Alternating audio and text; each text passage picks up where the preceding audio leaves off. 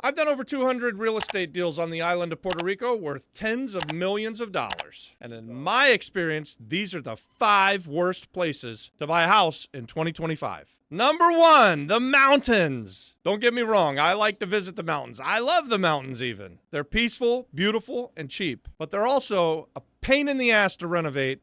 It's really hard to get labor up there, and it's especially hard to deliver the construction materials on those twisty, curvy roads. And even when you do finish the rehab, your buyer pool is tiny, unless it's a trophy property. When I first came to the island, I did a deal up in the mountains of Caguas, and it took me 45 minutes to get up there and trying to meet the contractors, and again, they wouldn't show up. It had me pulling my hair out. It drove me crazy. And this is just one way when you're flipping up in the mountains that the mountains can slow you way down. So the nearest Home Depot is far away. Your crews don't show up on time. We were lucky. We had bought that property in Caguas up in the mountains at a very low valuation. Like I think we paid $15,000 or $16,000 for it, and it was a full duplex hanging off of the mountain. It had beautiful views. It was a bit of a special property, and when it came time to sell it, we were able to sell it, and we did make some money on it, but I wouldn't want to do it again just because it was so difficult to get in and out of the mountains and driving up there all the time to meet contractors who didn't want to show up. And the people who work for me in San Juan, they just don't like to drive 45 minutes up into the mountains. So labor's a problem on the island of Puerto Rico no matter where you go. That's just a true thing. Delivering products to wherever you go, that can also be a challenge. But when you're on those twisty, curvy roads up there in the mountains of Puerto Rico, it gets hairy. So I try to stay away from the mountains, not to say that I would never do it. This is just letting you know the experiences that I've had. Not that I wouldn't do it, because if it's a spectacular deal, guys, you should know this about me. I'll buy anything. I'm just letting you know that the challenges, they get exacerbated. They're harder up in the mountains. Number 2, next to public housing. This one's tricky because we actually do like to buy properties next to public housing, but for long-term rental plays, not for flips. If I'm buying something right that's next to a public housing, or they call them a caserío on the island of Puerto Rico, I can renovate that property and make it nicer than what other people are living in, and I'm always going to be able to find a tenant.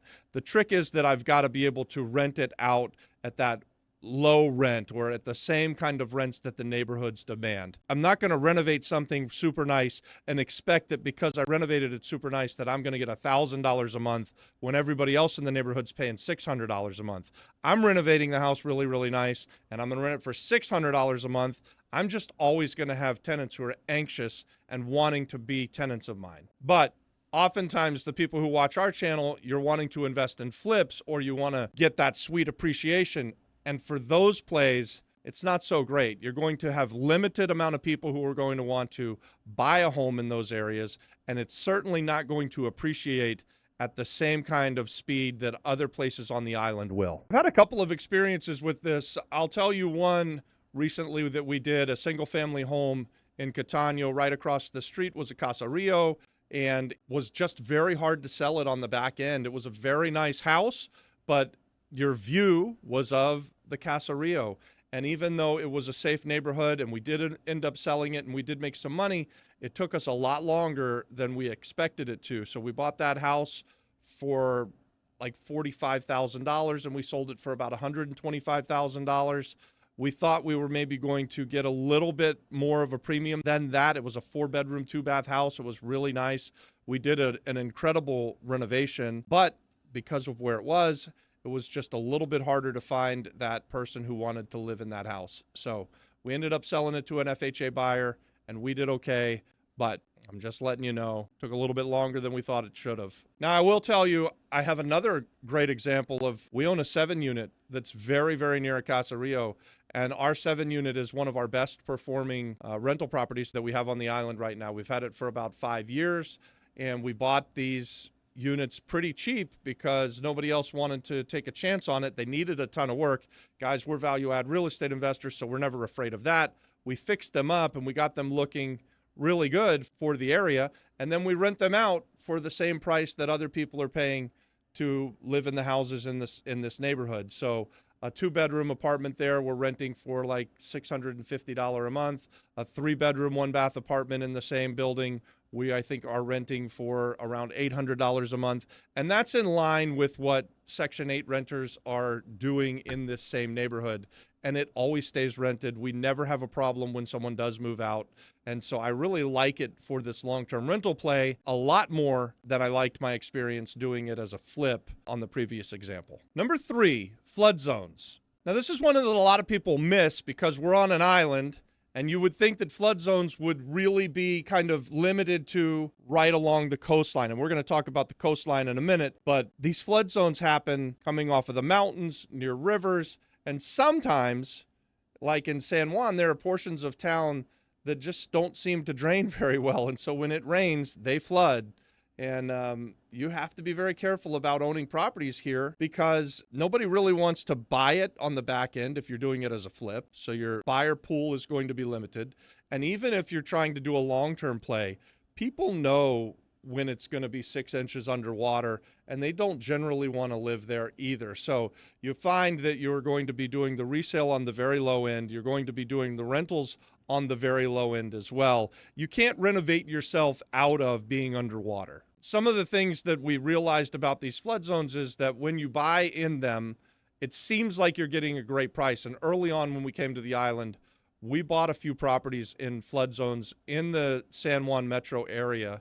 And we kind of knew that it was a flood zone, but we had just gone through this big storm. And so we had hoped that this was just like it had flooded because of the storm. Well, it flooded every time that it rained.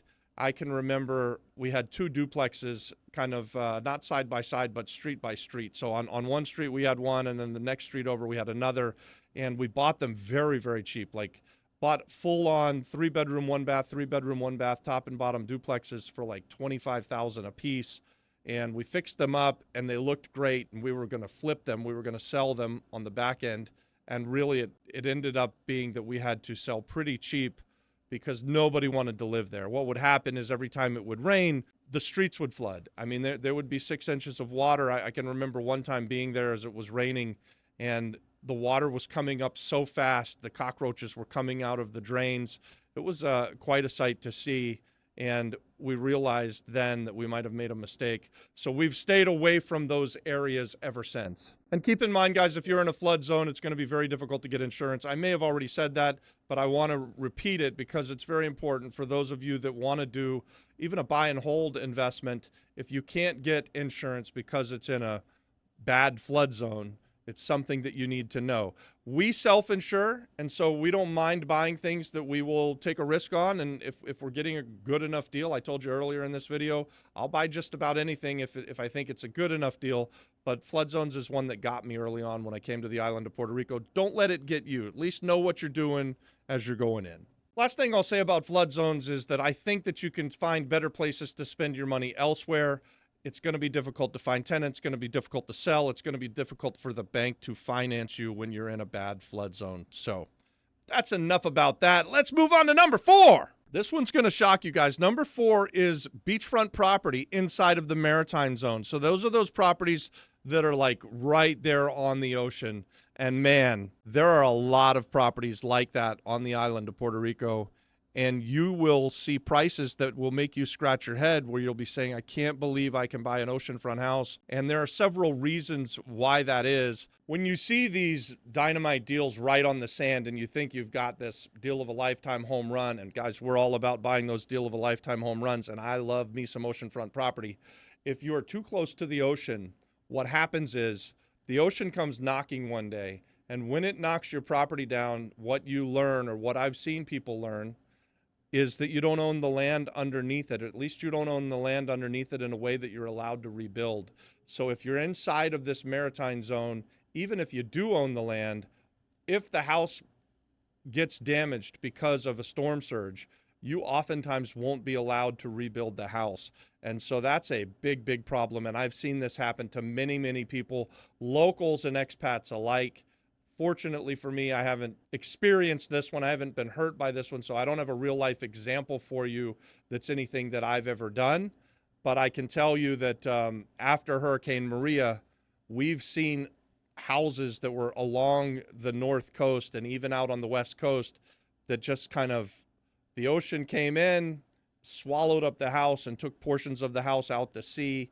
And then these houses can never be rebuilt. And even if you could rebuild them, would you spend the money to rebuild them? Because keep in mind, you're not going to be able to finance it with a bank. You're certainly not going to be able to get insurance on these properties, because the next time a big storm comes in, it's going to do the same kind of damage. So it's going to cost you tons of money every time you have a big storm, even if you're able to rebuild. The last thing I'll say about buying properties on the sand or this close to the ocean is the beaches are for the people, or the beaches are for the public on the island of Puerto Rico. We've got over 3,000 beaches, and it's really important culturally that everyone has access to the beaches. So we've seen people who come in and they buy stuff that's close to the beach and they think, oh, that's my beach. And then they get themselves in trouble with the local population because they try to deny access to people. So don't be that guy. Don't do that. This isn't a fight that you want to have. And by the way, it's not one that you're going to win. This last one, number 5, one of my favorites, Gringo Land. Well, what the hell is Gringo Land, Robbie? I love that you asked that question. Gringo Land is those places like Dorado Beach East, or Condado maybe even could be considered Gringo Land, maybe to a lesser degree. Old San Juan, certainly Palmas del Mar, some of the country clubs out in Rio Grande. These are just areas where expats have gravitated to. It's areas that have strong HOAs, and they've got the golf courses, and these properties have just skyrocketed in value. I mean, absolutely moonshot type stuff. So when I came to the island of Puerto Rico, Dorado Beach East, the most expensive house in the entire neighborhood had sold for like $13 or $14 million, which I choked on at the time. I thought to myself, who the hell can afford to live in a $14 million house? And I'm sure it's a beautiful, 25,000 square foot house somewhere up on a hill overlooking the ocean and a piece of paradise. I get it. But now those houses are all 10, 12, 13 million in that neighborhood. The most expensive one last year sold for $40 million. I heard it's about to go on the market again. I don't expect that it's going to sell for more than $40 million. I expect actually that the person who bought it may sell it for less. I'm not exactly sure which house it is, and so I'm not trying to talk bad about Dorado Beach East. It's amazing. It's paradise. It's not my cup of tea. I don't like living in places where the HOA tells me that I have to keep my grass trimmed and they send me a letter for everything. And I'm not really a golfer, so I don't love the country club lifestyle. But that's not why I wouldn't invest there. The reason that I didn't invest and haven't and probably won't invest in those areas is that there's so much appreciation that's happened a very short period of time that I believe that there's more downside pressure than there is upside availability right now. So let's say it like this, guys. Remember this. Gringo Land is overpriced, overbuilt, and overregulated. Those are the key big things that I don't love about investing in those areas. Listen, Puerto Rico's full of opportunities, but you do need to know what to avoid. And I've made these mistakes so you don't have to. And if you want help finding a good deal, the ones I'm talking about are the ones with real upside potential and partnership potential. Consider joining our premium community called Apex. The link's in the description. In Apex, you're going to connect with people who are actually doing deals. You're going to get access to strategies that we use and that have worked for us time and again. And you're going to have access to capital and even projects that aren't showing up on Zillow. Drop a comment if you've ever done a deal in one of these 5 worst places to buy a house in Puerto Rico, or you've been pitched one, or maybe you've survived one and done pretty well with it. Let me know. And if you like this content, watch this next.